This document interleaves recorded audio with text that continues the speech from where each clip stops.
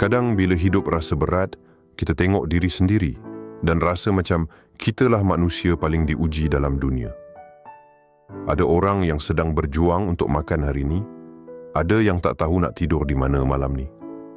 Ada yang kehilangan keluarga, kehilangan tempat bergantung dan masih teruskan hidup dengan senyuman yang kita tak nampak dari luar. Kita fikir kita paling susah, tapi sebenarnya ramai yang simpan luka jauh lebih dalam tanpa suara, tanpa perhatian. Jadi bro, setiap kali hati rasa putus asa, ingat, kita masih punya nikmat yang orang lain sedang doa nak rasa. Kita masih boleh bangun, masih boleh bernafas, dan masih punya peluang untuk terus cuba. Bersyukur bukan bermaksud kita tak boleh sedih, tapi ia ajar kita untuk kuat dan untuk terus melangkah tanpa mengeluh.